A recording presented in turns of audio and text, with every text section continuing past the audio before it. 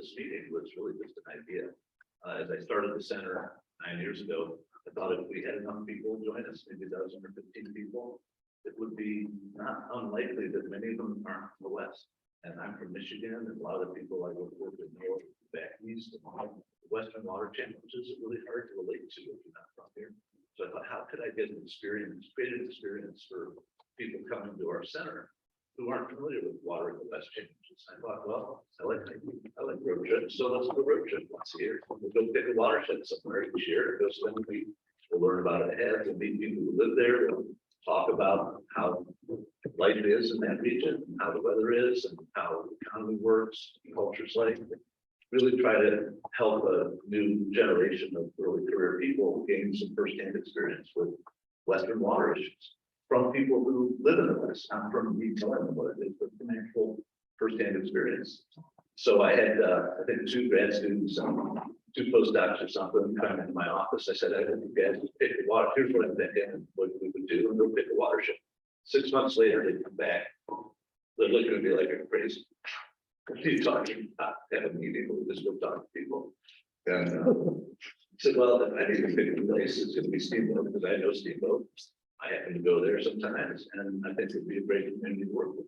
So that is what led to Anna Wilson here, our field research manager for CV3 now, and 2 other colleagues from the Scripps who came out in March in 2018, and we had 2 meetings set up. I think that Anna and the company folks had set up, and we did the question: should we do a naked trip from San Diego to Steamboat in March to, have 2 meetings? Like, is there snow on the ground? Can we ski? Well, yeah, okay, let's do it. But really, the answer was the one way to guarantee that nothing's going to happen is to not try. We had 2 meetings. Let's go see what happens. And they set up meetings at Colorado College and another one. And within hours, we had other meetings set up. Then we had a happy hour of meals downstairs. We had Ken Bertree showed up there. I remember that was my first chance to meet Ken. And JC Norland showed up. We had dinner with him last night, and we just got good energy around the idea. And within 3 months, we had our first session. It just sort of took off, and it's really because of Colorado Mountain College really set them up, and YBSC and Friends of the Yampa, and even a Steamboat Resort with Sarah Jones now. It just really became it's going on its own. It's really fantastic. So I'm really excited about where this is headed. And now we've got new data in the ground that came out of this. And the idea for for Colorado, so it all comes back to starting this meeting. So really appreciate everybody's effort and getting us to where we are.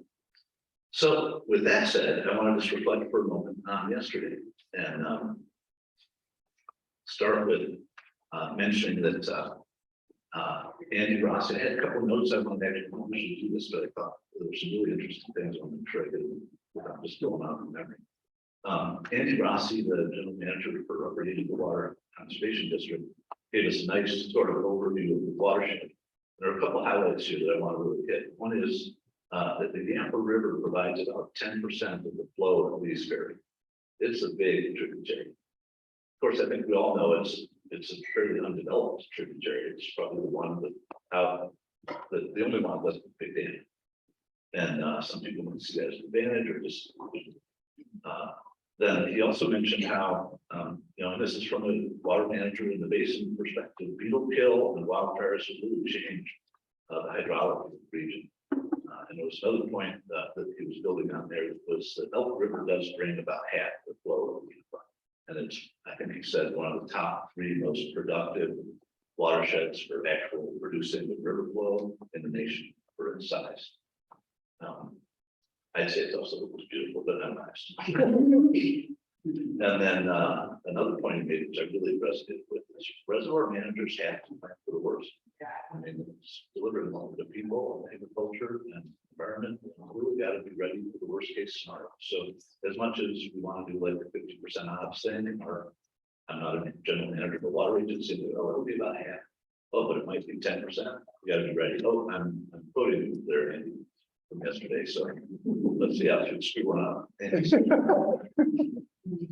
And then Kelly of Mineral Heating joined us and gave a wonderful, I think she referred to it as pet talk I found it inspiring, as I did Andy's and Chuck said.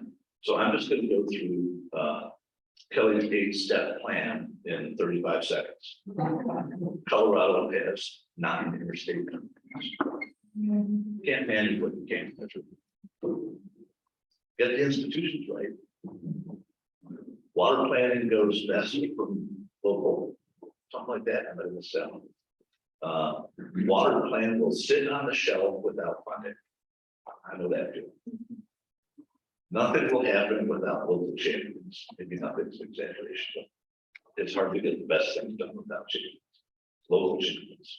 Healthy forests and watersheds are critical to water users. We all know that, of course. And the best don't lose it. I'd like to say remain hopeful.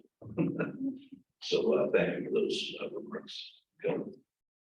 And then Chuck, super that we got the chance to have Chuck on the call yesterday because the very important meeting going on in Santa Fe found a way to join us nonetheless. Scarcity drives innovation. I think that's a not natural thing, and we're in that situation and we're innovating. I'm very excited about the prospects of the innovations out there. Not that we want the scarcity to force innovation, but it's a catalyst. Another thing was April is a key month for runoff efficiency. Cool and wet, more runoff for a given amount of snowpack. And then if it's hot and dry, the amount of runoff from that snowpack is less expected. Then late heat in the summer and fall depletes soils that have to be paid back. When the spring comes, like that has to be paid back concept. And then of course we probably all remember the main result or main thing from him was we can learn all we need in Frozen 2. Change is mocking us with her beauty was I think his final words. So really appreciated that policy session in the morning. Really remarkable group and grateful for the organizing team that have been able to pull these together. So thanks Andy and Kelly for being here first. Let me then just turn briefly to the second session, which Keith Musselman opened us up with a really good presentation on sort of hardcore watershed science, but also how people work together to solve actual problems in the practical world. Convergence is the jargon in the university world about trying to bring innovations in a single discipline together with other disciplines to tackle real world problems and do so with people who have responsibilities to make decisions in the real world and come up with genuine innovations. Then Mike Dedner, in his unique way, shared with you a story of about a 10-year-old plan or vision for observations in the West. And it's sort of remarkable to reflect back on that and see where we found within quite a few things that actually happened. It's one of those things like put a report on the shelf. It sort of felt like that a little bit, but there's actually things have been happening with resources that have developed that possible. And then I gave the talk, of course, on the atmospheric river thing, and then on the soil issue. And then the main thing I want to finish with here is the remarkable field trip we had. If you weren't able to make it, it turned out to be just wonderful. It was threatening skies. It started with it was rainy, and yet we planned for success and brought the paper things that would go up on the boards to present. And it was really well organized. There were a series of 6 or 8 presenters. You see the boards there, and people gathered around. Everybody was very attentive. We learned from the NRCS about the snowtail site and how it works, how to contain it, its fall, what the challenges, and we learned a lot about the science that's going on from different quarters.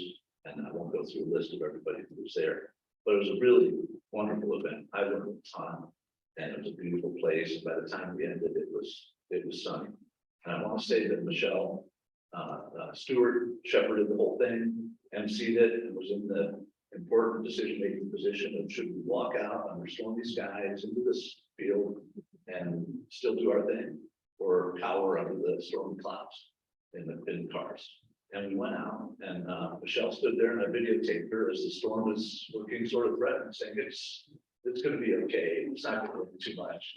And she was right. So Michelle, welcome to being meteorologist. There's no going back from this. So, we've got anyhow, Maddie, that was all I had to say.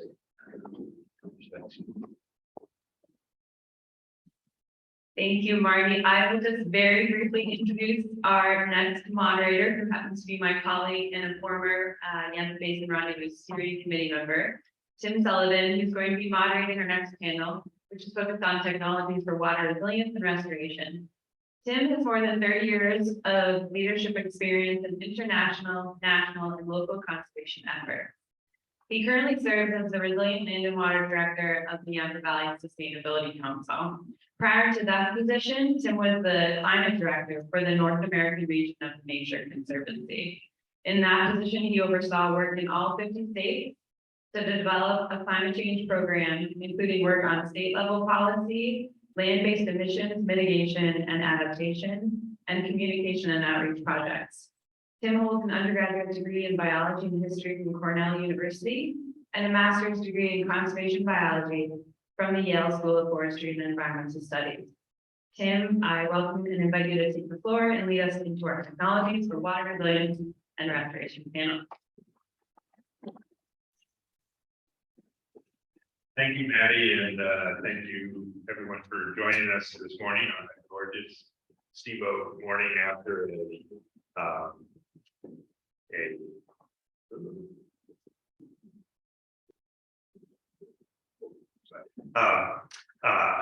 after a nice rainy night. I appreciate Marty's update from yesterday. My takeaways from yesterday, I had 3 lessons learned: snowpack matters, soil moisture matters, and soil as a memory. That was my favorite line that I picked up yesterday. Today, we're going to shift a little bit of focus. We began to get into it yesterday, and we're going to really dive into today about how do we respond to the changes we're seeing in our watershed, and begin to think about strategies for building resilience, and what kinds of tools and approaches can we take for that. So the first panel, which unfortunately is a virtual panel, I'm sure your speakers are there and see them in a second, it is going to be diving into that quite a bit. And one of the other big takeaways that I think we touched on yesterday and we're going to think about a lot today is resilience is not just the drought. We talk a lot about drought right now because we're in one, but it is also going to have to be to flooding and increase changes in the hydraulic forces that we're seeing in our river system. Our speakers today will focus on that. The way I want to phrase it is to paraphrase from Chuck Collins' presentation yesterday. And if you weren't here yesterday, you're going to have to ask one of your neighbors what this means. But today we're going to focus on WWOD. What would Olaf do in response to the changes we're seeing in our ecosystem? So that's going to be a focus for today's panel. So let me introduce our 3 speakers, and then you'll see them on the screen, and we'll go into their presentations. Our first speaker will be Jeff Eames, who's the co-founder and chief technical technology officer at the Airborne Snow Observatory. Jeff is a self-professed snow geek, which a lot of folks in this room are. He also, before he was at NASA and helped develop the Airborne Snow Observatory, he was at the University of Colorado National Snow and Ice Data Center, living out his snow geek desires. Our second speaker will be Ellen Wohl, and I should note Jeff has joined us at YBR in the past, which is great to have people coming back. And it's also great to welcome new speakers. So, and one of those is Ellen Wohl. She's a university distinguished professor at Colorado State University. She's a fellow of the Geological Society of America and the American Geophysical Union. She is she does a lot of work on sort of watershed restoration and scientific approaches and advisory councils to that, which I think is very relevant to what we're thinking about. A number of us are thinking about here in the Yampa Basin.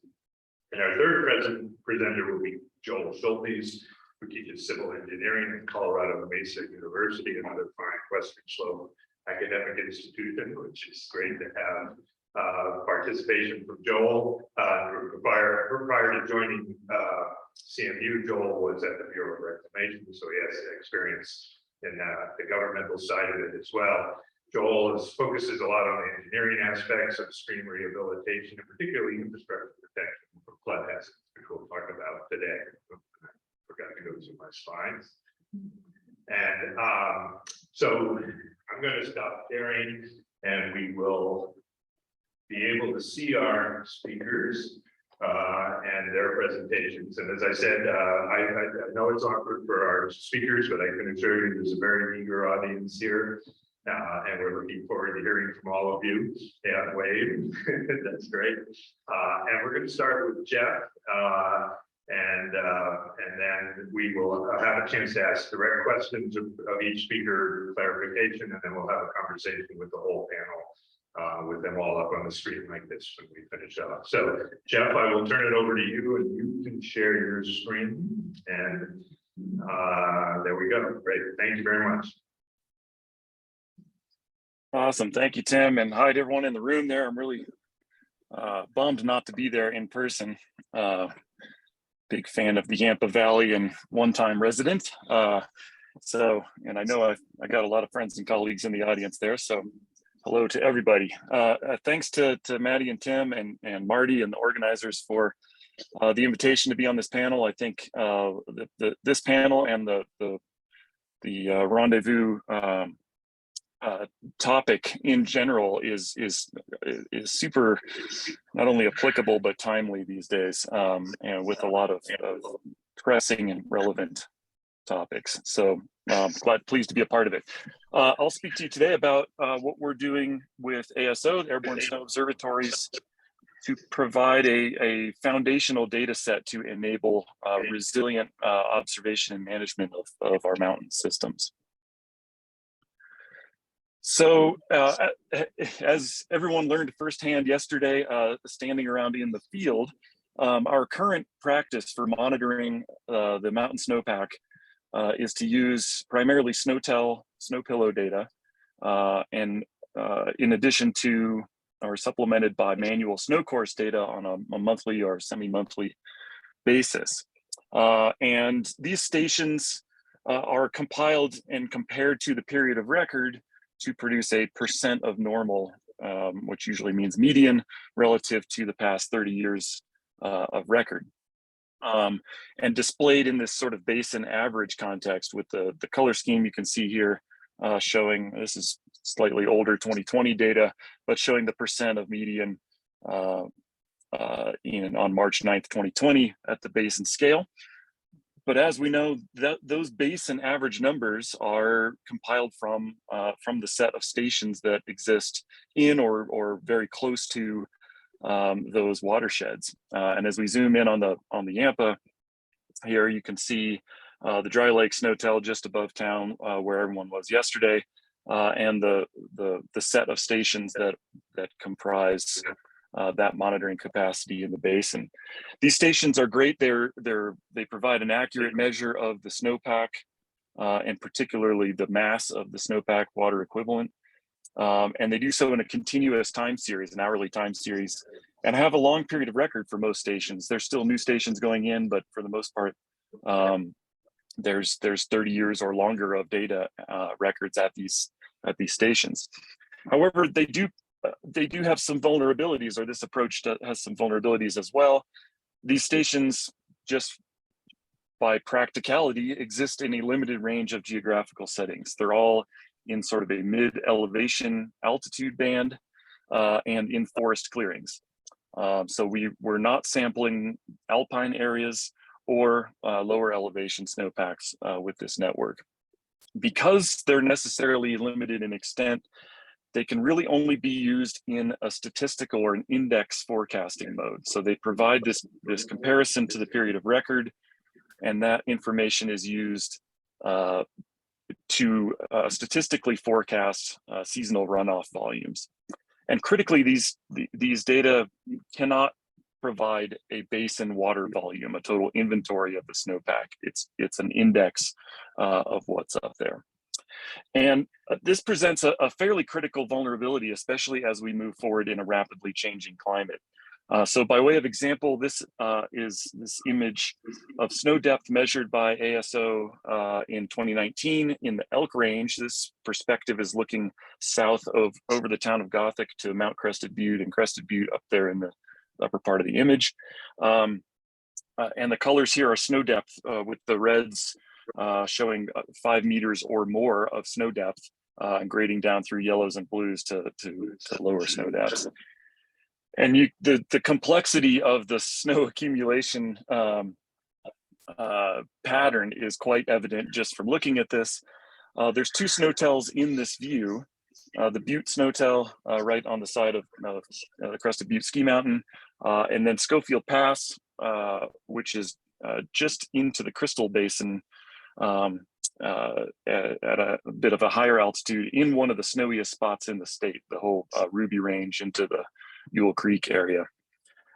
And characterizing the variability either at a point in time or over time of this complex mountain landscape from these 2 stations, I think is the challenge of that is pretty evident to anyone looking at this, but also anyone who's ever spent any time skiing around or snowshoeing around in the winter environment. The accumulation of snow and its subsequent melt is pretty complex. This means that the reliability of these measurements as an index of basin water volume is challenging even in what we might consider a normal year. And as we move away from the climate and the watershed conditions that we are used to and for which these statistical models have been developed, that their reliability goes down even further in that role. So to put that succinctly, history is an increasingly poor guide to the present.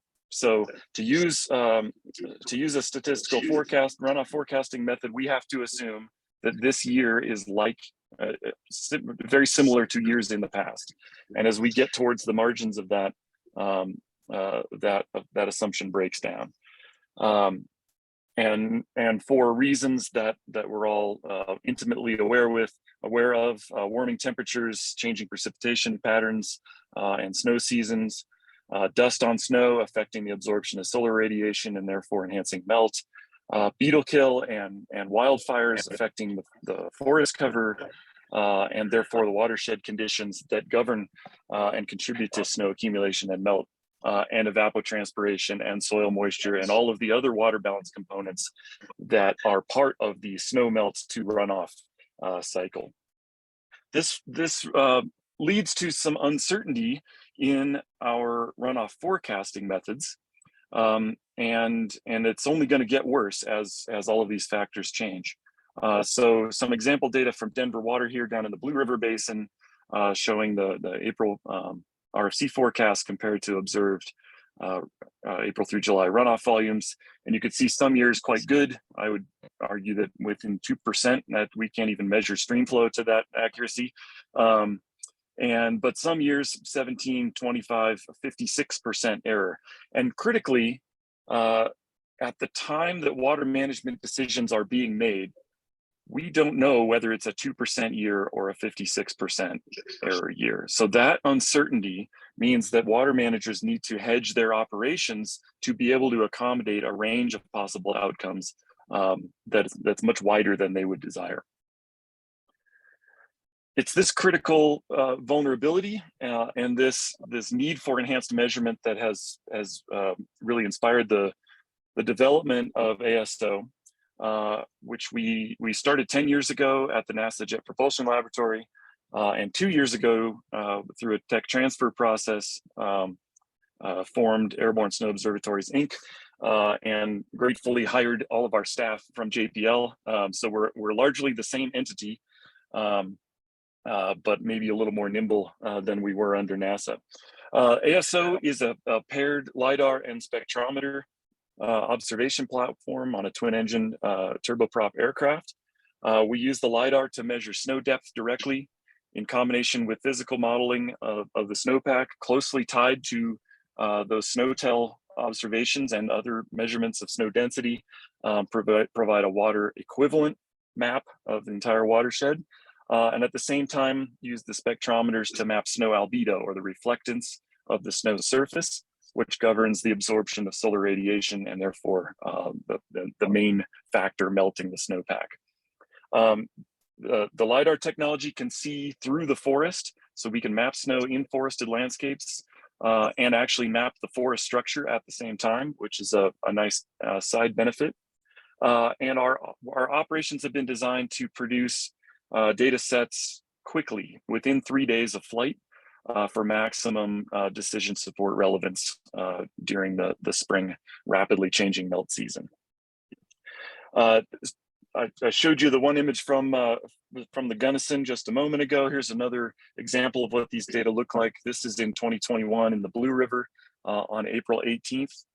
With I think the patterns are pretty evident of what you can see here, with tree line being quite evident with the smooth gradations in snow depth up to tree line, and then some pretty heterogeneous snow accumulations above that. You can see the Breckenridge ski area right in the middle of the image there. And I'm not sure how well it shows up on the big screen in there, but you can actually see the individual terrain park jumps on one of the main runs there. So this was April 18th in 2021, and then a second flight on May 24th. We can see the melt out pattern at low elevations is fairly obvious to the eye. One thing that's difficult to capture from station data or satellite observations that can only see snow cover extent is that pattern in the alpine that stays largely persistent. That the pattern is there, but we actually are seeing changes in the volume of those snow drifts and avalanche deposits, et cetera. So the two flights in this case were near peak SWE, and again, right as the snowtail stations in the area melted out, which are all at about 11,000 feet or so. And we can compile these data to slice and dice this full view of the snowpack in different ways. The plots on the bottom right here are, you might call them a cone plot, or I like to call them the HAL plots because they look like the evil computer in 2001. But it's basically looking down on a hypothetical conical mountain with the higher elevations in the center of the plot and lower elevations toward the margins, and then aspect bins around the compass there. And the one on the left is the volume on May 24th, and on the right is the change in volume between the two flights that I just showed. So we can see strong melt out evident at the lower elevations around the compass rose, but actually increase in snow water equivalent at the highest elevations with a concentration on those northeast aspects. And so really one thing that's not evident from being on the ground is that we've actually increased the snowpack above the snowtail site elevations during this period from April into late May. Another thing that we observe is, as I mentioned, is snow albedo. In 2022, this year, was an extreme dust accumulation year, as evident in the true color panels on the left or the center images there. And we can quantify that albedo and therefore quantify the extra solar radiation going into the snowpack due to the accumulation of desert dust on the snow surface. And as with the water equivalent, we can look at elevation transects or aspect groupings, et cetera, to quantify how and where that dust is having an impact. So these data provide a really a fundamental data set and really a brand new perspective into the mountain snowpack in a way that's really impossible to gain in any other way. And so the next step is to take these data and actually put them into use to supplement and support forecasting and real-time operations. So we're working closely with the Colorado Basin and California Nevada River Forecast Centers to get these data into their models and try to help nudge the snowpack in the right direction there. We're also working with the Wharf Hydro group at NCAR, Dave Gotches's group, to get these data into that model in an operational context and improve their ensemble streamflow prediction systems. An example here from 2018 in the East and Taylor rivers in the Gunnison, showing that the ensemble plumes were improved to be right in line with observed accumulation after just one flight, assimilation of just one flight. So lots of ongoing development work with various operational models there. some of the impacts that these data can have and have been having. So we're working with the managers of the Hetch Hetchy Reservoir in the Tuolumne River, Yosemite National Park. This is the water and power supply for the city of San Francisco. And by using our data, they are gaining, they can have confidence in the lower bounds of their forecasts. And therefore they know the minimum inflow that they're gonna have. This year was a terrible year for snow accumulation and runoff in California, with basically the snow accumulation stopping after December and hitting peak sweep around January 1st for much of the state, which is a terrifying thought. Even in a year like that, they were able to have confidence enough in their snowpack to enable ecologic flow releases in June out of the Hetch Hetchy Reservoir. So that means that they were confident that their water supply for late summer, the water supply needs for late summer were met, their hydropower production goals were met, which is a major revenue generator for the operation, and that their pool was reliable enough to meet those ecologic flows in late season in a very dry year. So this is a pretty cool example of integrating these data sets with their in-house PRMS model to really add confidence to that operation. Just to the south of the Tuolumne and the San Joaquin, we've been working with the Bureau of Reclamation fish recovery program, and their aim is to rewater the lower San Joaquin River and enable the restoration of salmon runs in that system. Salmon flows are quite different in time and volume than the typical flows that are released from the reservoir for agriculture and other water delivery demands. And to be able to accommodate, especially that spring pulse for the salmon, there needs to be an early declaration of a water year type, which governs the environmental flow factor goals that can be met. And that confidence needs to come with a confidence in meeting the summer water delivery obligations. So by incorporating ASO data into their runoff forecasting scheme in the San Joaquin, that's enabled a much more reliable spring pulse flow for the salmon and help enable the restoration of those salmon runs, which has been a great success in that basin. Just to the south of the San Joaquin and the Kings River, kind of to the flood end of the spectrum that Tim was mentioning, or that Marty was mentioning. In 2019, we were showing a lot more snow in the watershed than the various operational forecasts were showing. And this is critical because it was looking like a flood declaration was going to have to happen in the basin. When that happens in the Kings, the Army Corps takes over operation of Pine Flat Dam from Kings River Water Association and operates that system purely for infrastructure protection, which means without regard for any of the water delivery obligations that KRWA has.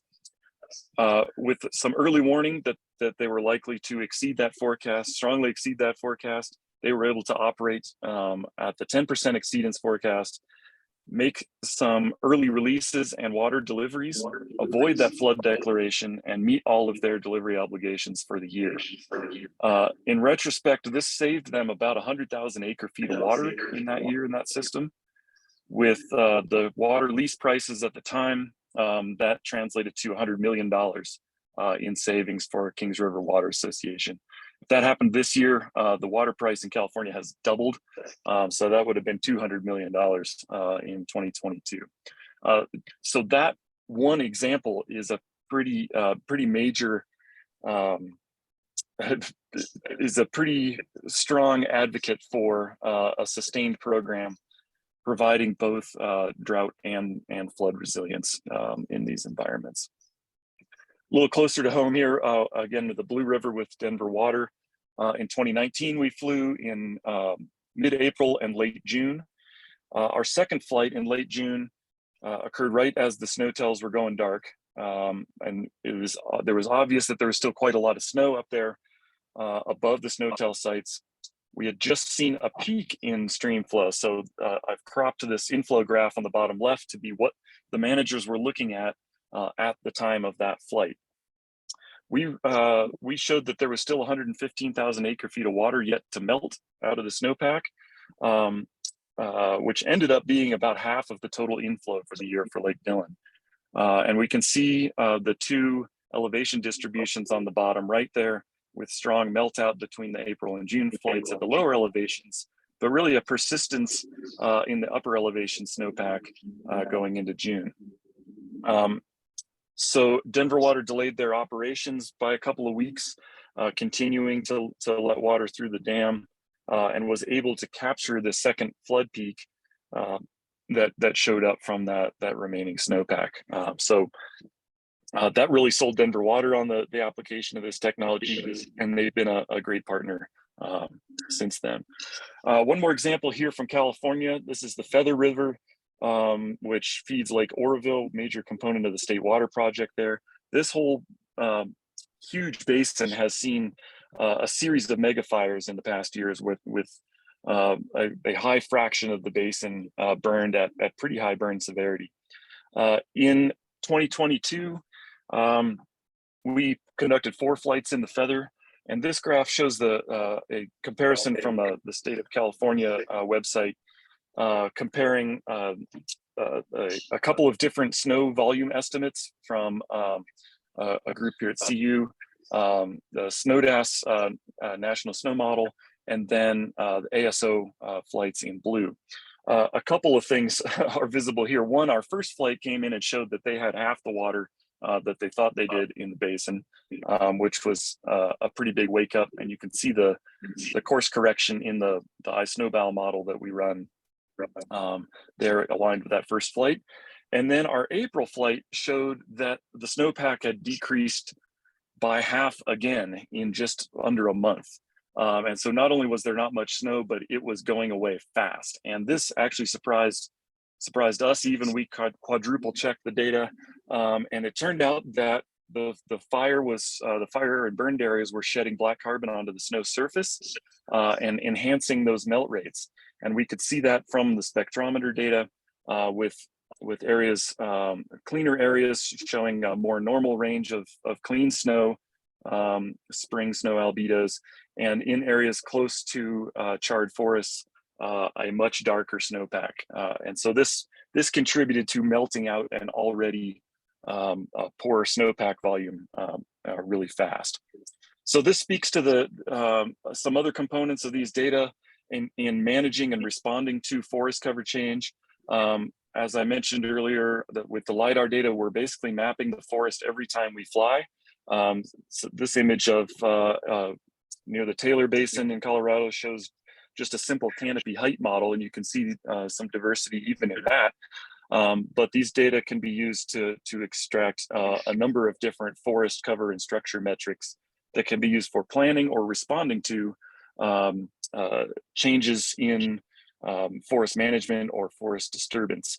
And with a time series of snow accumulation in these environments, or snow volume maps, we can track pre and post disturbance impacts on the snow water volume, and therefore on the hydrologic environment of that watershed. So we see this as really a critical component of supporting resilient water and watershed management moving forward. This is both decision support information for real-time water management, but also a fantastically deep data set to be mined for applied science and pure science applications and research efforts.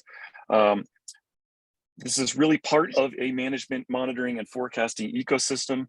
We depend on the ground station network, and we're putting those SNOTEL data to use, in a different way now than their original index forecasting intent. And I think that's an important component of this. We've got tight coupling with research and operations, which is very much a two-way street, and really represents an important component of this going forward, is that enabling of research. So in this capacity, and in the theme of this meeting, there's a number of different ways that these data and new information systems based on them can add resilience and adaptive capacity to watershed management, both in dry and wet, and just unusual, what might be considered normal volume, but unusual accumulation or melt years, and really really allows us to be more flexible to this changing environment that we're seeing. And the program is expanding. We'll have 4 flights for each basin in California this coming year. And we're seeing a lot of expansion within the state of Colorado as well. We just flew the snow-free reference data for the Yampa and elk just a couple of weeks ago. And happy to talk with anyone about how that goes. And go ahead and check out our website as well as coloradoasoplan.org. That's a stakeholder group that's working on the program here in Colorado. So thanks everyone for your time. I'm happy to take any clarifying questions now and looking forward to the discussion.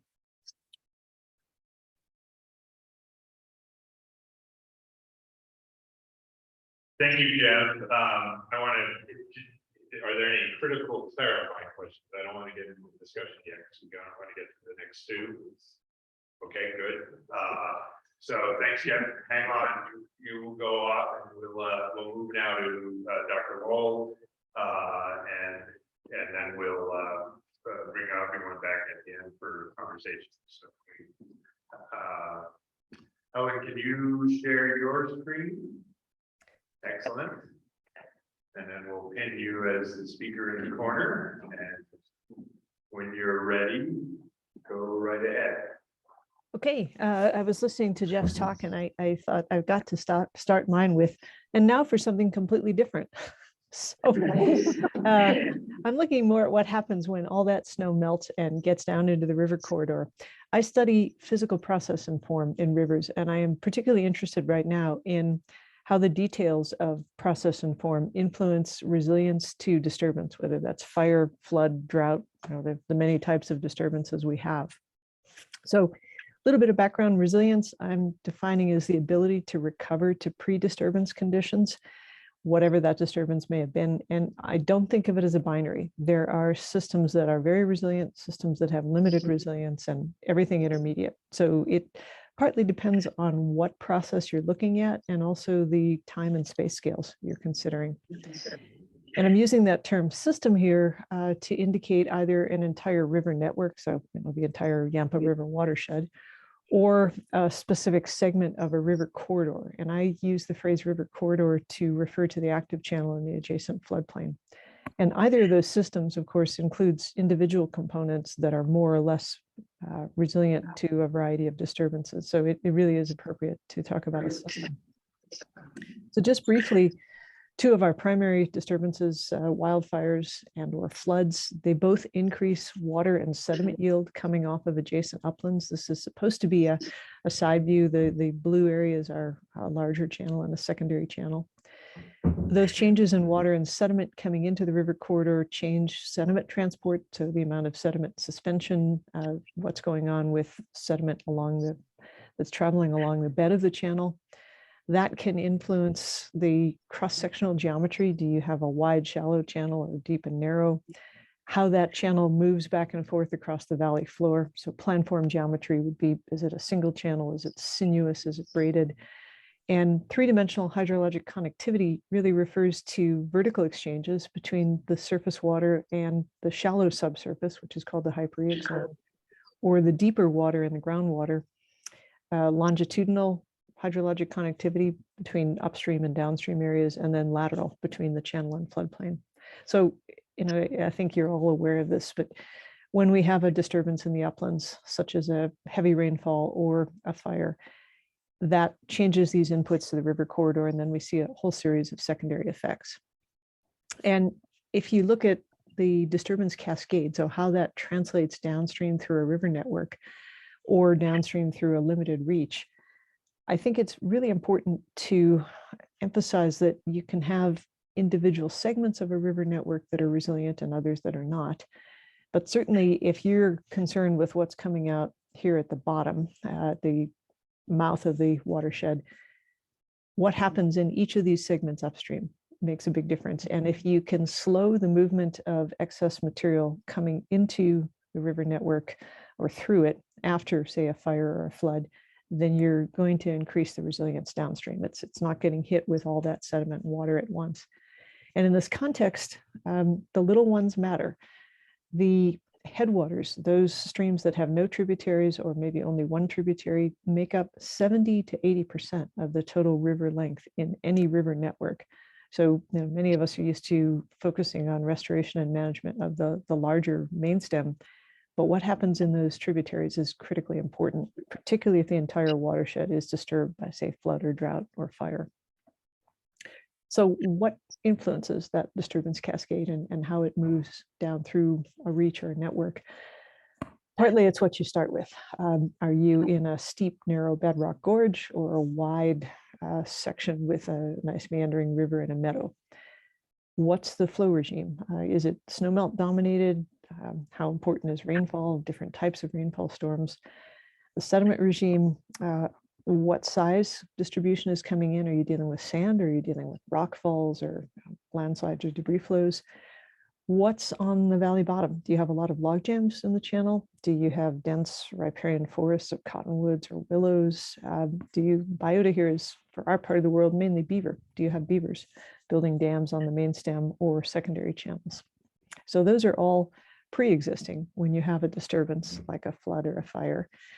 And then, of course, the other major influence is just how much comes in after that disturbance. So do you have a very large snowpack, which we haven't had in a while, but they can occur? So you have a sustained snowmelt runoff, or is it a convective storm? And if it's a fire, is it just creating widespread slope wash, or is it creating something like limited locations where there's huge amounts of sediment coming in through debris flows? So that those details matter.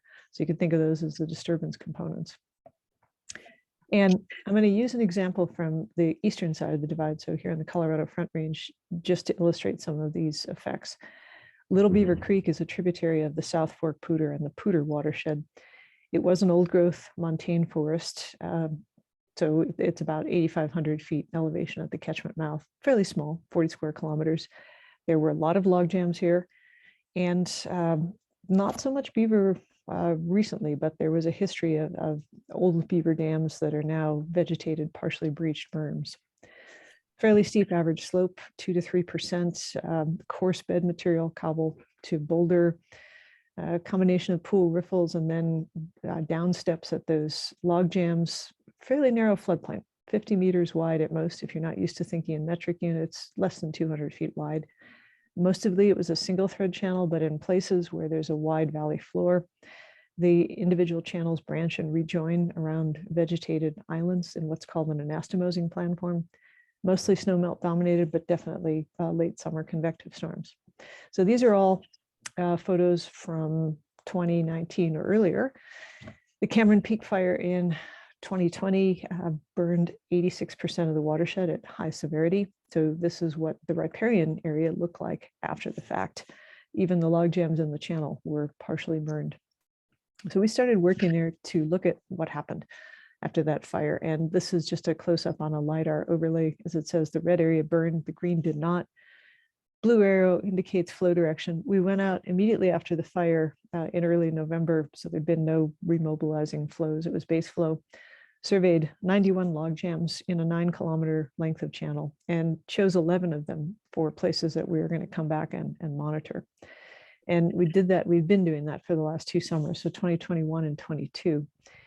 I chose the log jams because a log jam, of course, is an obstruction in the channel. So if it completely spans the channel, it forms a backwater where you have water storage, you have sediment storage, often finer sediment there and organic material. The jam can help to promote overbank flow, so you can have floodplain inundation because of that obstruction in the channel. And you could think of the log jams as sort of stoplights. They're not always red, stopping everything, but they slow the movement of material going down the channel. Water, they slow the movement by shunting it onto the floodplain or forcing some of it into that subsurface hypereic zone. And sediment, they create a low velocity zone where the sediment's stored. So my original idea was, well, the fact that there's a lot of log jams along this channel is probably going to help attenuate those hill slope fluxes of water and sediment immediately after the fire. And that was the case, but these are the same log jam in April and September of last year. Almost all of the log jams that I was monitoring eventually breached. The base flow went up substantially in this watershed because there was so much removal of vegetation and organic material like litter and duff from the hill slopes that we had a lot more surface runoff and sort of widespread slope wash. So sand to fine gravel size material coming off the hill slopes. And the log jams didn't go immediately. Many of them were there at least until late in the snowmelt peak. So they did slow the passage of water and sediment, but eventually they breached. But despite that, the 91 log jams along the channel were very effective at attenuating these downstream fluxes. So by the time you got to where this channel joined the South Fork Poudre, there was no major pulse of sediment that went in there. There had been this gradual transient storage all along the watershed. And what I realized was that many of the log jams were associated with relict beaver dams. So in this photo, the white arrow is the flow direction. It's a little hard to see, but if you can see my arrow that's moving on the screen, that little vegetated island in the middle with all the multi-stemmed willows, that's a remnant of an old beaver berm, and it continues into the lower right here. And there's a second one at left. They're easier to see when you're on the ground, but think of these as like low earthen berms. They're breached, the channel does flow through them, but they still constrain the channel and go across part of the valley. And between the berm itself and the multi-stemmed willows growing on it, they're very effective at trapping large wood that may be mobile in the channel. So a lot of the log jams form along these old beaver berms. And the beaver were mostly building their dams in the wide, shallower parts of the valley floor, not the steep, narrow, as you'd expect. So those wide, shallow areas have become disproportionately important. They would store water and sediment just because of valley geometry. They're wider, the flow spreads out, sediment can be deposited. But the disproportionate occurrence of these old beaver dams and the log jams enhances those storage functions. So you get much stronger three-dimensional connectivity. I'm referring to channel, floodplain, hypereik here, that lateral between channel and floodplain, and vertical between the surface and the hypereik zone. And I refer to these wide, low gradient portions with all of this going on. So beaver berms, log jams, the beavers dig canals, and even after the beavers are long gone, you have this really very irregular floodplain surface where they've been active. So I refer to these areas as having a lot of spatial heterogeneity. They're not just a simple uniform channel and a smooth floodplain. They've got more spatial heterogeneity. They've got more of that three-dimensional connectivity for water and sediment. So they're really good storage sites. The photos that you're looking at here, you can see the herbaceous vegetation and the grasses were coming back very quickly the first summer after the fire. And in the photo on the right, there's a lot of fine sediment in the foreground. That was caused by overbank flow. At the back of that photo where I'm moving my cursor, you can see the remnants of a log jam that had formed on a beaver berm. If you have sediment of sand size and pebble size being deposited in these floodplain areas, even if it's only a few centimeters or a few inches at any one spot, if you have a series of these portions of the river corridor along the length of the network, you're storing a lot of that sediment rather than just flushing it quickly out at the downstream end. So I view that storage for however long it lasts as really enhancing that downstream resilience to the disturbance. And we noticed that there were some important differences between those reaches and the straight, steep, narrow reaches. This is one of those reaches in between the wide, low gradient portions, and they're simpler. There is a single channel. If you can see here, there's not much floodplain. There's just a very small bench you can stand on next to the high flow channel. And the yellow oval is indicating an area where there was bank erosion last summer.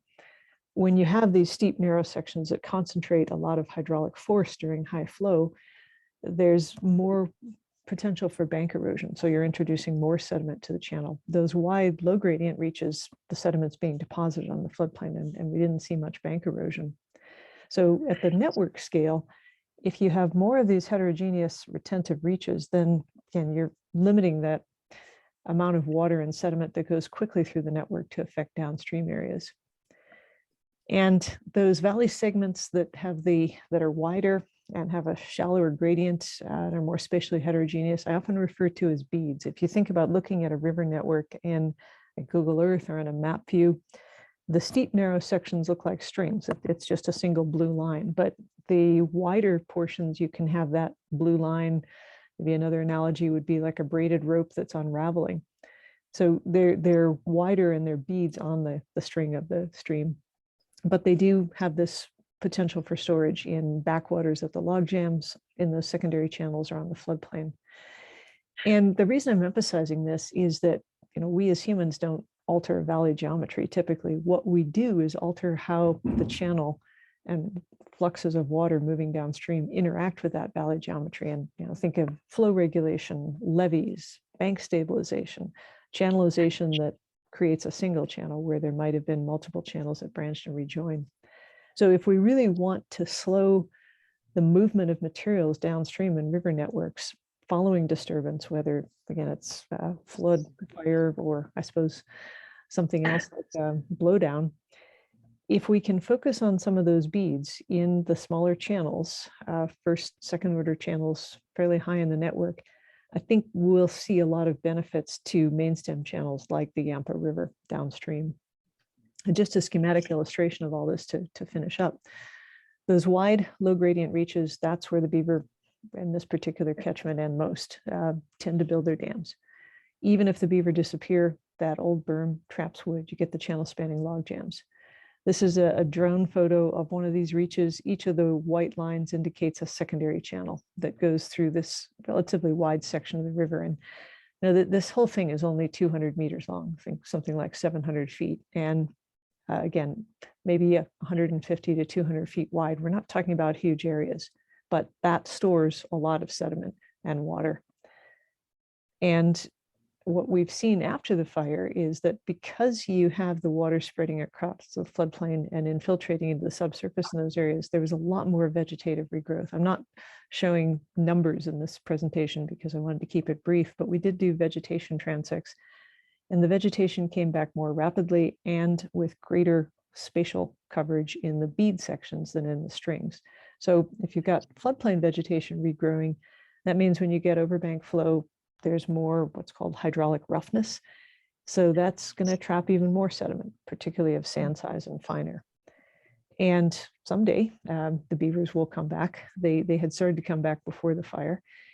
They'll return and build new dams, and these wide low gradient areas are where the multi-stemmed willows grow. So that's food and building material for the beaver. So really the spatial heterogeneity associated with the valley structure of these wide low gradient sections promotes all these secondary effects that in turn promote resilience to disturbance. And just a brief end to all of this, the summer of 2021, we saw a lot of widespread slope wash and sort of small amounts of sediment coming from any particular part of the hill slope, but a fair amount of sand and gravel sized material. This year on July 15th, there was a very intense convective storm that generated a series of debris flows. So the portion you're looking at here with the multiple white lines, it now looks like a sculpture garden of boulders. It's full of very coarse material because the debris flow came in right there. However, so we saw huge amounts of channel change. It was kind of spectacular to see that in a place you know really well. We still did not see large amounts of sediment going out the downstream end of the catchment. The beads worked great. Even though there was a much larger flood than we saw in 2021 and this massive amount of sediment that came into the river network, the beads attenuated the fluxes very well. There's a road bridge at the downstream end of this channel where it joins the South Fork Poudre, and the bridge was not damaged and the foundations were not eroded or graded with sediment because of the function of these beads upstream. So the point I want to leave you with is that we can foster this type of spatial heterogeneity and the attenuation of downstream fluxes following a variety of disturbances with benefits to the larger downstream areas, including human communities. So thank you.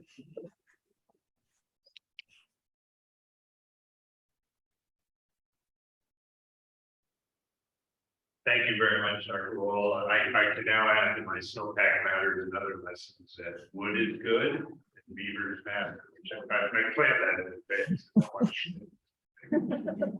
Any clarifying questions for Ellen before we move to the final presentation and then have a discussion? Okay, I think we're good. And now we're going to invite Joel Soltis up to present. And I know we'll be moving from we will be moving into the Big River discussion, but applying some of the same principles that you just saw in the headwater streams to thinking about the bigger river corridor. And it all fits together very well about what this resilience of like a river network here in Tampa Basin. So, Dr. Soltis. Thanks so much. And sorry I can't be there in person. Got to be out in Steamboat last week for the Stormwater and Floodplain Management Conference. But excited to speak to you all about some work that really mostly one of my colleagues has done, Katie Yacht, with Watershed Science and Design, which was mapping the pluvial hazard zone and corridor for the Yampa River, for a portion of it, and the Elk River. And I'm going to be talking about that as well as kind of big picture, what it means to manage a dynamic river corridor. So thanks again for having me. And I'll just note that this work is part of the Colorado Fluvial Hazard Zone program, which is under the CWCB.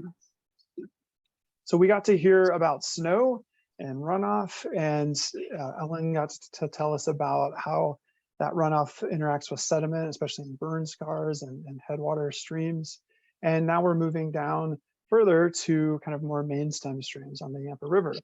However, the kind of river corridor management that I'm speaking about can be applied really anywhere. So it can be up in the headwater streams and thinking about how we manage those strings and beads that Ellen is studying. And then I'll be focusing kind of more on main stem river corridor issues. So why would we want to manage our river or stream corridor? Well, a few thoughts here first. An ounce of prevention is worth a pound of cure. And if we think about investing in mitigation, setbacks, conservation, there is a cost benefit or a benefit cost ratio of 7-to-1. So for every dollar invested in mitigation efforts or avoiding hazards, we can save about $7 in terms of rebuilding and replacing damaged infrastructure and property. We can also manage our river corridor for our community. This is an image on the Colorado River where I live in Grand Junction, and having a trail and having people come down to the river and connect with it, recreating on it, just sitting and enjoying it, can add value to that river in the minds of the folks that use it and manage it. So that's been really important where I live. The river's kind of been ignored for many decades. Now people are actually connecting to it, utilizing it and valuing it, and then hopefully advocating for it. And then, of course, we're interested in what the river does for the environment. And we think about river corridors as dynamic, complex environments. Ellen spoke about sediment deposition and movement. And on the Yampa, we have that playing out at much larger scales where we have bank erosion, point bar deposition, and behind that, all of the complex habitat that creates. Finally, we can think about managing for infrastructure. The Yampa is the backbone of the rural economy here in Routt and Moffat counties. We have a lot of needs of it, infrastructure directly in the river for water diversions, riprap that can protect property, and then of course all the other kind of corridor types of infrastructure like roads and utilities and bridges and water plants. So when we think about managing river corridors, we can group those management approaches into two main categories. The first would be to think about protecting, conserving land in this dynamic corridor environment ahead of development. And then we can also think about restoring and retrofitting areas that might not be super compatible or might be in hazardous zones in the river corridor where we already have development and infrastructure. One way to think about that and to identify this zone of dynamism and potentially hazard as well is this fluvial hazard zone, which we've developed a protocol for the state of Colorado, basically a method and information on how to delineate this zone and then what you can do about it and what you can do with it. I'll briefly talk about two components of that. That's the active stream corridor, which is kind of the main floodplain area, and then the fluvial hazard buffer, which is the area adjacent to that. The active stream corridor we define as the area where a stream has and could influence via erosion and deposition under prevailing flow and sediment regimes. So that kind of means the kind of contemporary hydrology and contemporary sediment inputs. Of course, that sediment regime could change if we've got a big fire in your headwaters, then all of a sudden there's a lot more sediment coming into your stream. So when we think about what the floodplain is, what the geomorphic floodplain is, and what processes are playing out, we have to think about what's the potential in the future for fires and large inputs of sediment and water that can really change the status quo of what we think a river's doing and behaving.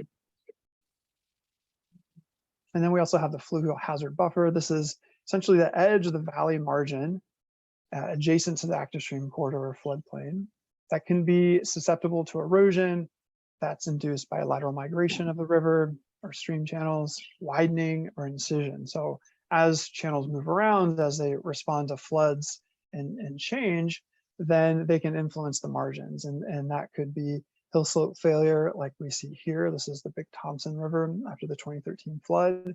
And structures that are considered high and dry from a kind of floodplain inundation perspective, the kind of floodplain maps that we're commonly see that are part of the FEMA program, those aren't mapped if they're high and above that elevation, and they're not considered at risk. But we know that our rivers are dynamic and they interact with their corridors and the margins of their corridors, such as the valley wall. So we need to account for that.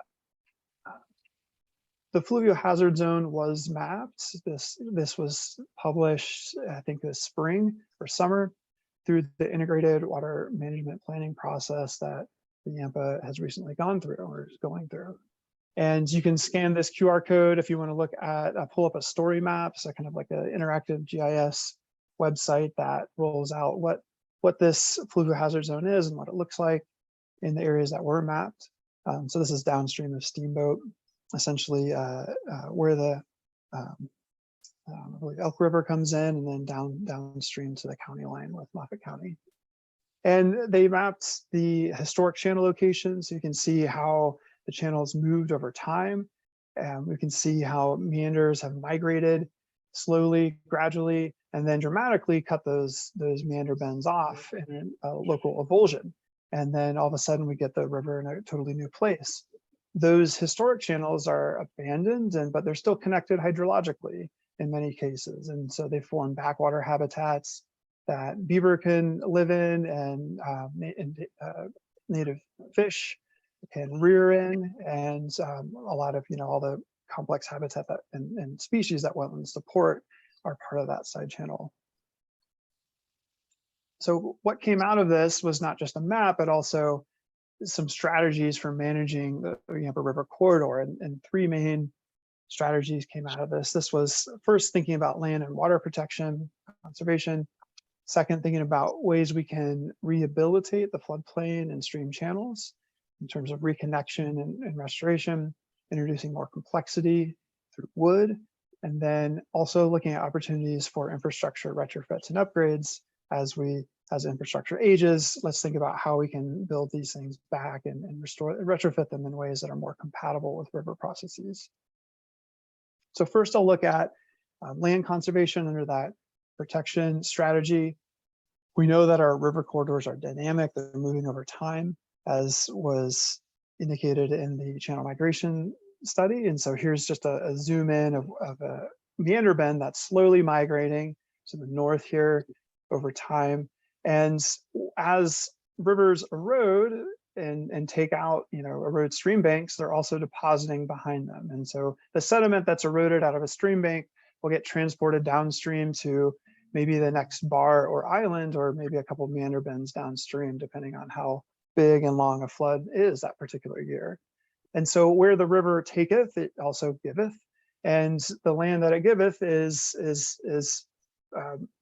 the substrate on which willows and cottonwoods generate. And so this migration process is what allows rivers to be kind of creators of riparian forests. So that's really important from an ecological standpoint, but it's problematic when we think about the folks that are experiencing that migration and deposition. So if we've got a ranch over here on the left, this is active zone of bank erosion. That sediment's being transported downstream and deposited on a bar, maybe the next point bar downstream. But this is where cottonwood growth could be happening. This is where we can have, the important aspects of migration that create the habitat and stream corridors that we value.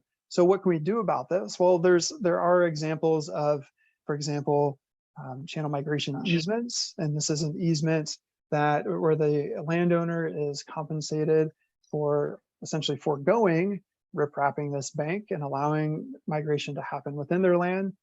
There's some examples of this in Montana on the Yellowstone River, though I don't know this has happened in Colorado yet. I think the Yampa would be a great pilot program in Colorado to think about this. There's potential funding sources either through the state or the Yampa River Fund to think about opportunities to allow migration to happen in private lands and think about ways to compensate for that. So the other strategy was thinking about opportunities for restoring and reconnecting the river with its side channels and floodplains. Maybe some of these side channels have been diked or bermed off. We can think about ways to allow flow to re-enter these side channels from the river, encouraging beaver where it makes sense, right? Beaver are not always compatible with all land uses and land owners, but where those opportunities do exist, we can encourage them through riparian reforestation. They need a food source, obviously. So here's a beaver dam in this picture here showing all that willow that they're probably harvesting, maybe some birch trees and maybe some cottonwood trees. So beaver can habitat. They're probably not going to be in the main stem or damming the main stem, but they could certainly be in the side channels and margins where they're not going to be a nuisance potentially to ditches and other users, but where they can help support that complex habitat. And then when we think about channel migration creates side channels. So this image of the side channel down here on the bottom, it was probably a former main stem channel. And so that was abandoned over time, and now it's a side channel. So if we arrest channel migration, we're essentially arresting the creation of new side channels in the future. So if we can think about restoring riparian forests, that will allow us to slow down and mitigate the migration to some extent, but at the same time, that's also allowing us to create more habitat in the riparian forest, as well as wood that can be recruited by the river to create complexity in the channel. And so wood is an important component of fluid geomorphology and complex habitat, where we have more wood, we have more complex hydraulic environments, shading and cooling, local cool areas for fish.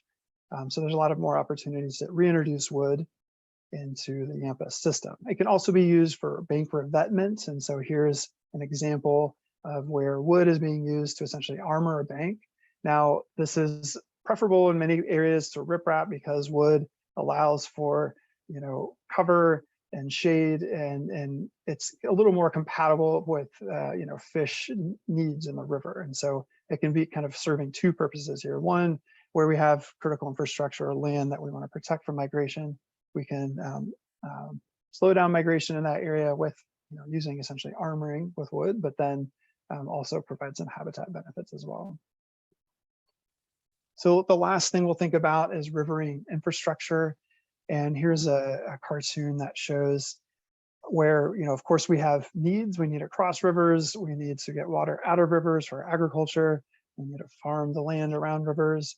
And ranching and farming is very compatible with river corridors. It's just being able to manage expectations and compensate where loss occurs.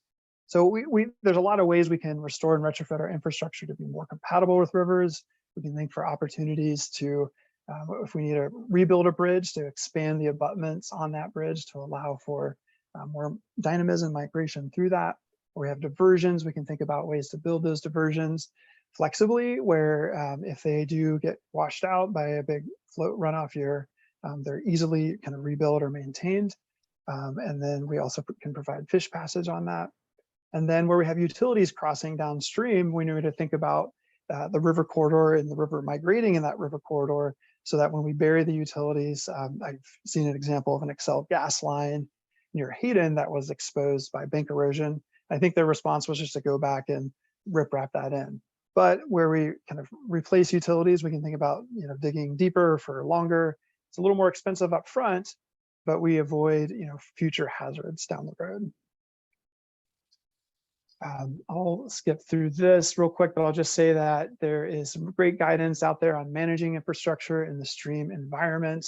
Having a master plan for the river corridor, can be really helpful to think about where we have infrastructure that may or may be more or less compatible with river processes, and identify opportunities to retrofit, relocate, remove, or for new infrastructure, minimize impacts and mitigate those. So when we think about river infrastructure in general, there's kind of a trade-off often between flexibility and robustness. Robustness meaning, we kind of build it in a way that we don't want it to move, and it's going to be reliable in terms of diversion or something like that. But we also need to think about how compatible these different infrastructure things are to dynamic river corridors. So on one end, we can kind of build it stout to never doubt, but really rivers can they work over time, right? So even the biggest, most robust riprap could be, the river will find a way around it, and all of a sudden that riprap will be in the middle of the channel. On the other end of things, we can think about non-structural and flexible structures that can be rebuilt easily and inexpensively, and thinking about moving out of the river's way where we can. And then of course there's a lot of happy mediums in between where we do need to arm our banks because of important infrastructure. We can do that in a way that's going to be more compatible with ecosystem and habitat needs. So I'll just point you to some guidance that's out there for the Fluvial Hazard Zone program. This is at coloradofhz.com. And we've got quick start guides if you're interested in learning more about this, model ordinances, and then information on stream corridor easements. Finally, if you want to learn more about river corridor processes and how to manage them, we've got an online training coming up in October. So this is going to be virtual, and you can register for that with this. And I'll leave it at that. Thanks so much for having me.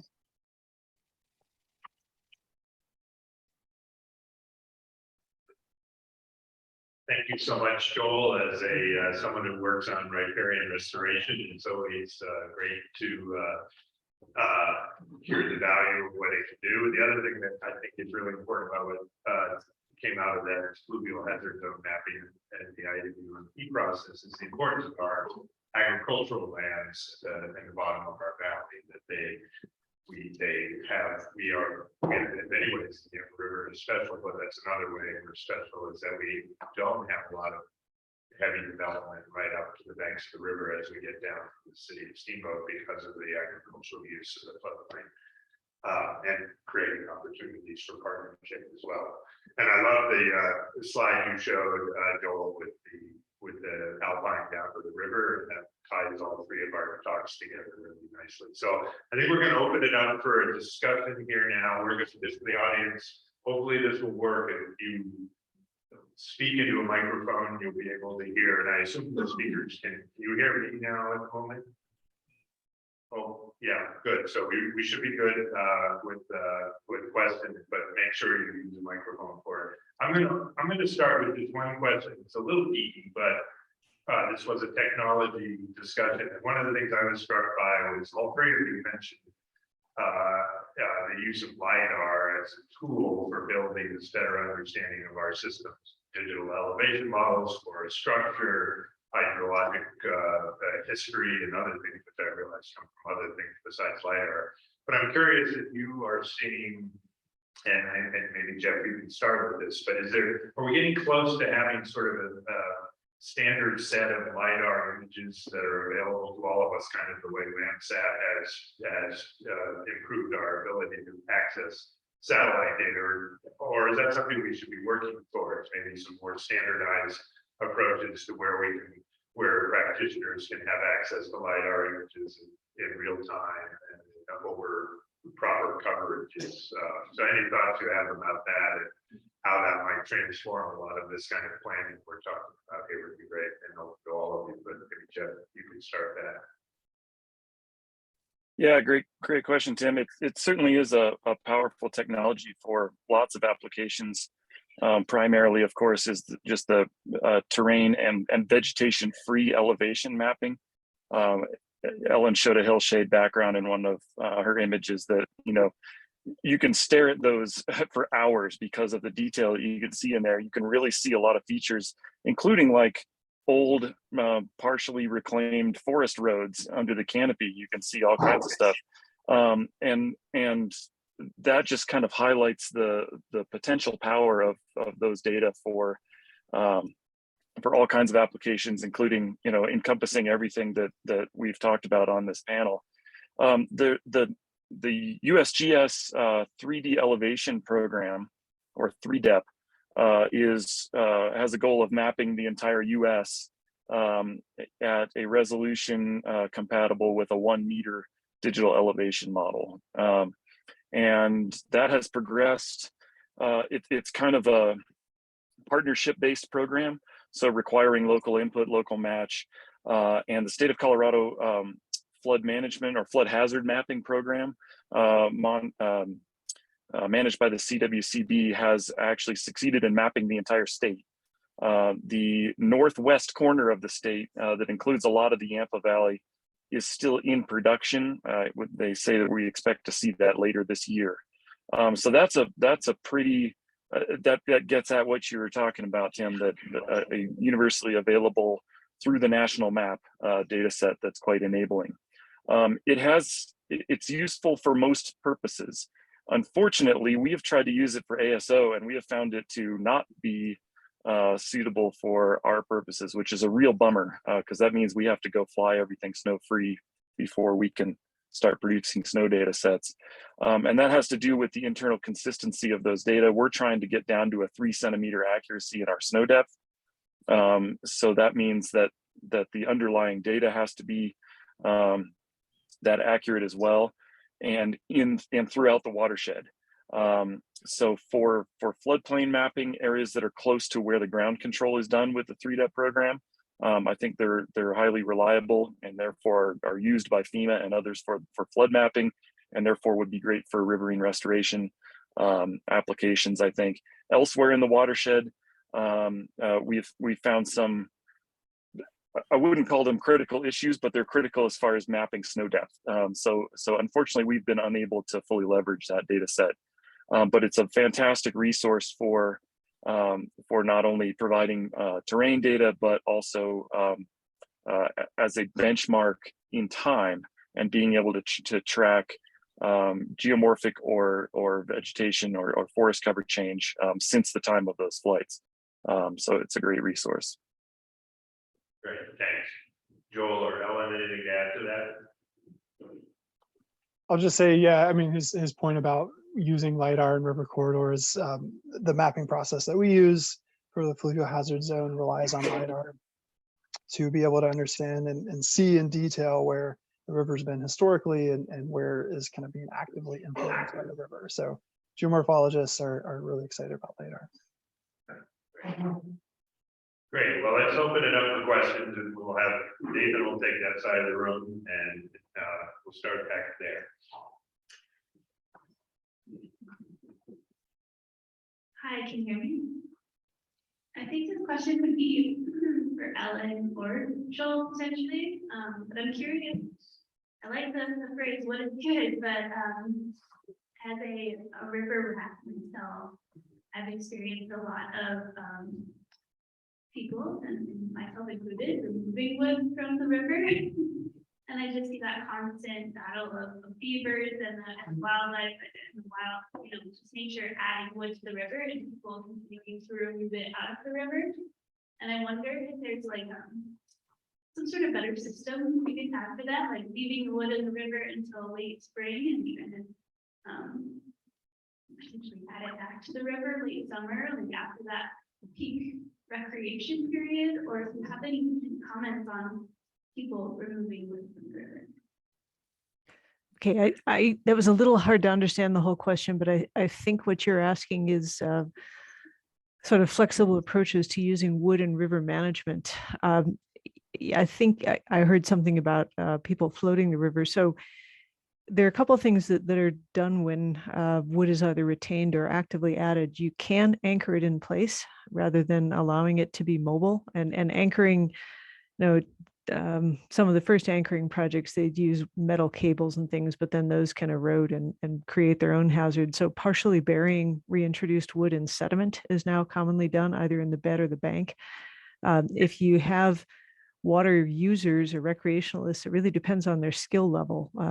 To be very blunt, if you've got skilled whitewater kayakers, you can do certain things with wood. If you've got people in inner tubes, then you're more limited because those people typically can't steer very well. I've never heard of taking wood out seasonally and then putting it back in. That sounds very labor intensive, but it could be done. You could also think about where the wood is being placed. If you have secondary channels that boaters, for example, are unlikely to go down, you could put it in there. You could put wood on the margins in a way that doesn't completely block access for boaters going downstream. Joel showed a JARA, a Journal of American Water Resources paper. We have one also that was published a few years ago that's got the same type of decision system approach as to where you can and cannot place wood. And there's a section on there for recreational use, having things like clear signs that indicate that there's wood in the channel ahead, placing the wood in a way that boaters or recreational users can get out of the channel and walk around the wood if that's appropriate. So I guess this is a long version of it really depends on the context, but there's lots of ways you can think about adding wood and trying to make sure that it doesn't completely block certain recreational uses or that it's in portions of the channel where recreationalists can avoid it. And I know fishermen in some cases have negative perceptions of wood, but I think the fishing community is really coming around and realizing that wood is superb fish habitat, particularly for salmonid. So usually they will preferentially fish areas that have log jams and backwater pools. Great. Thank you. Great question. Very good. It's important. The complexity of our system does involve inner tubes. So I do recommend for those of you that have it, go visit the Basin Roundtable, the Emma White Green Basin Roundtable homepage, and then look at the IWMP reports. We'll have, and Joel also posted the Fluvial Hazard Zone mapping. There's a great discussion about wood, and the challenge is it talks about the need for an educational campaign in the Yampa Valley about the role of wood so that we don't create these conflicts. I know Friends of the Yampa thinks about this a lot as well. So it's a great question, very relevant to this. I think Kelly was going to go next for you. Okay, thank you very much.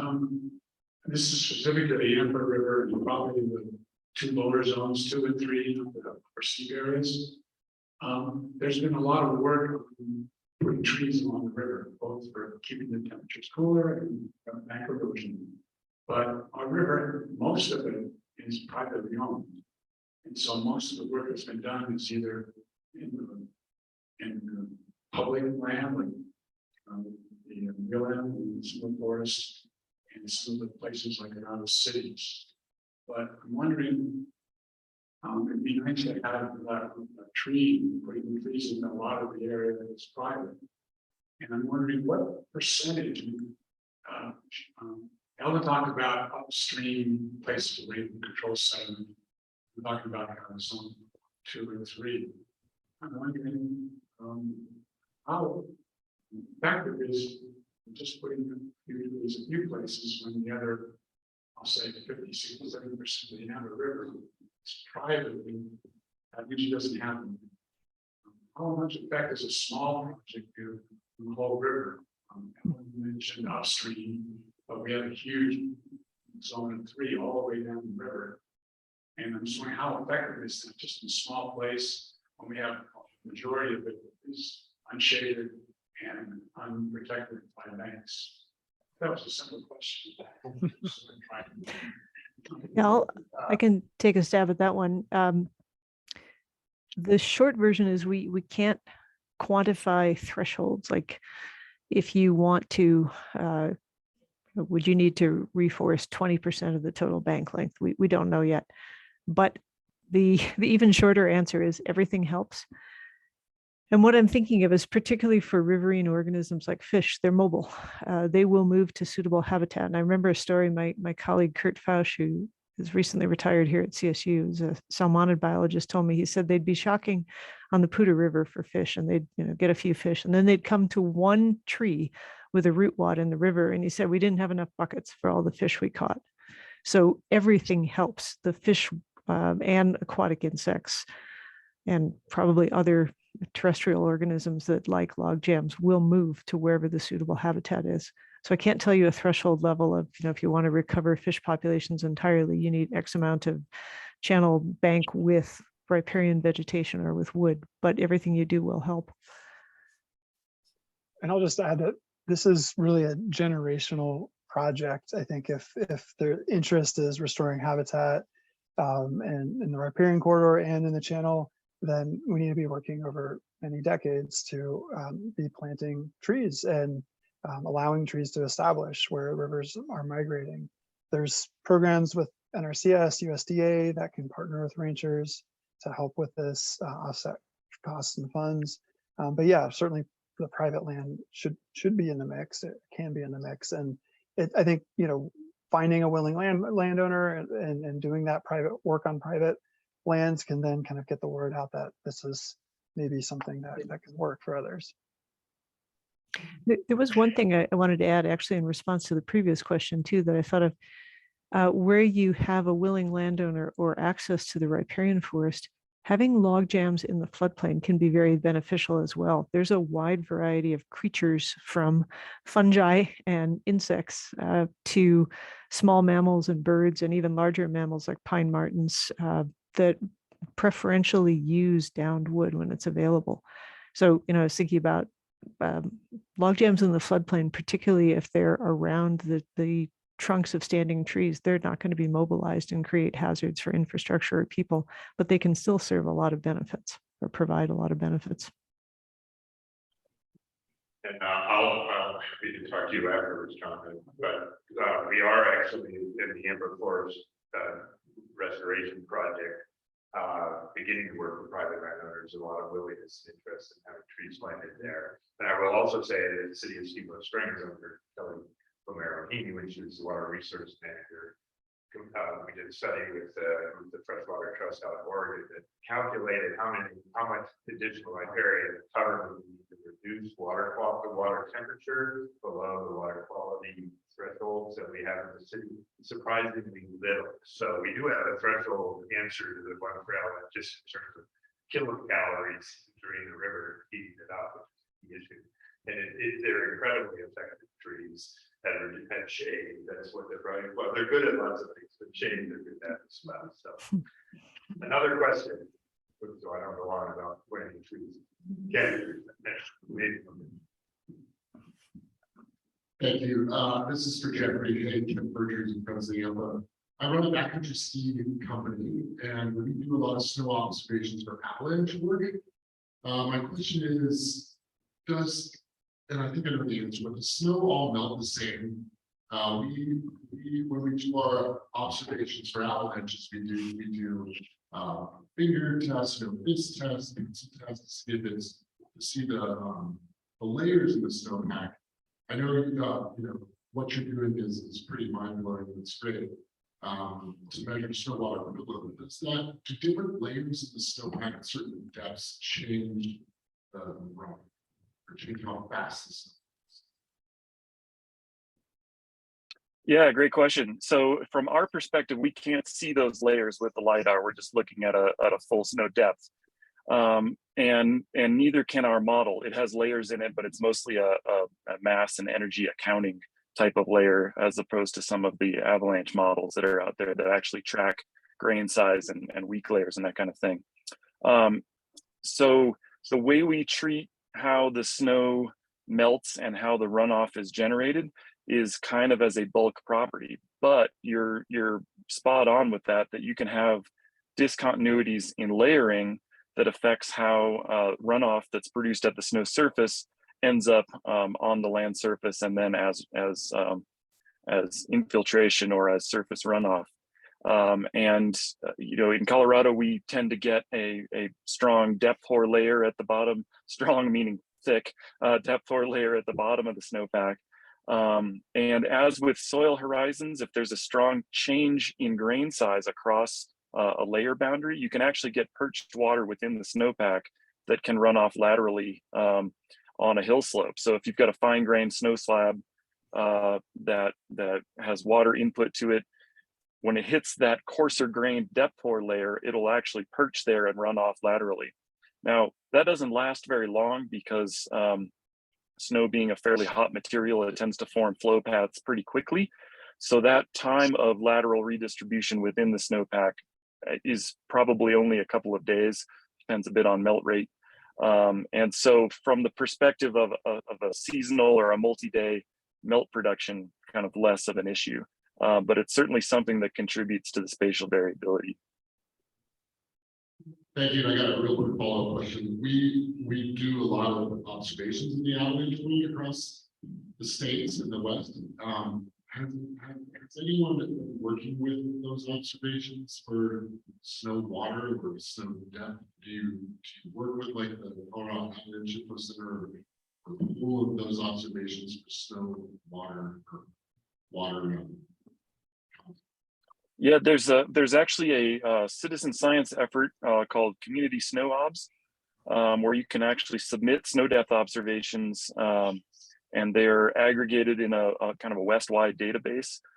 They actually do some snowpack modeling with that as well. It's been a while since I've looked at what they're doing with that, but we've actually just recently talked about trying to use those data as ground validation for our snow depth measurements.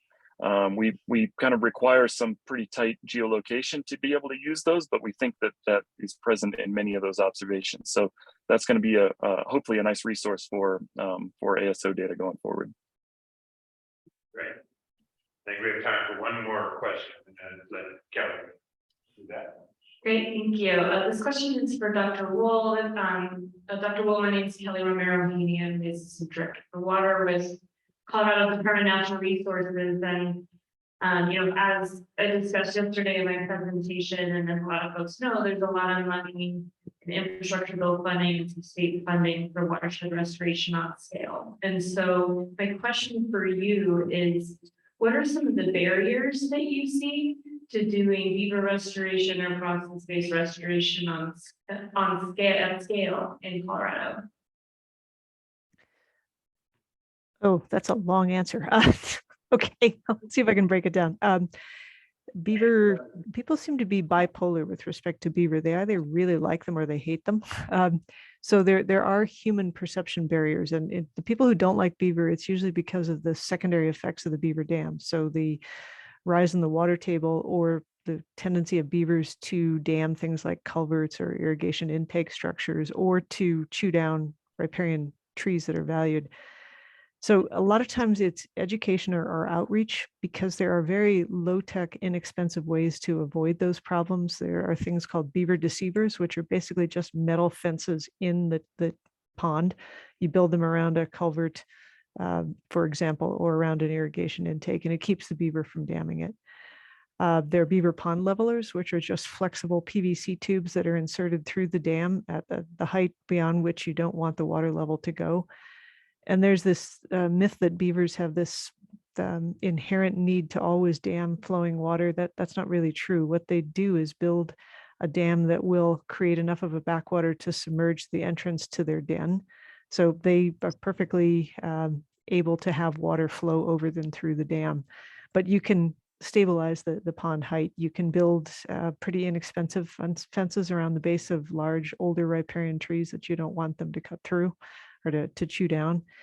So I guess the first part is perception barriers. Oh, beavers are bad. Wood is bad because it becomes mobile and impacts infrastructure downstream. Again, paying a lot of attention to where you place the wood, and if needed, stabilizing it can overcome that. I think the other thing, the one danger that I see with all the money that's becoming available is that there are fads in river restoration, as there are in anything else. And now there's a building of fad, or building towards a fad, in what's called stage 0 restoration, where you're recreating a multi-channel system like the one I talked about that is connected to wet meadows. And those are great. We've destroyed many of them. We need to recreate some of them, but they don't belong everywhere. They wouldn't be everywhere naturally. And I always get nervous about the one size fits all approach of, yep, we just need to introduce beaver to every site and that'll fix it, or we just need to put log jams in. So to summarize what I've just been saying, one, there are perceptions of hazards that are real with beavers and log jams, but those hazards can be minimized. And two, the other primary problem I see is just the one size fits all solution, and that's absolutely not the case. So thinking very carefully about the context in which you were trying to do restoration and what might have been there naturally. And the only thing I'd add to that is that there are an awful lot of places where there haven't been beaver or log jams for 150 years, but they were probably there prior to that. So understanding something about the history of the entire watershed and what the land use was, like beaver trapping or commercial timber harvest and wood removal, can be important in thinking about possibilities. Great, thank you. And let's thank the entire panel. Thanks for having us. And I want to thank you all. We're sorry you couldn't join us in person, but we'll be back here again next year. So come to see us. Thank you again. And I think Thanks so we much. will- Thanks. We will take a break till 11 o'clock. So, thanks.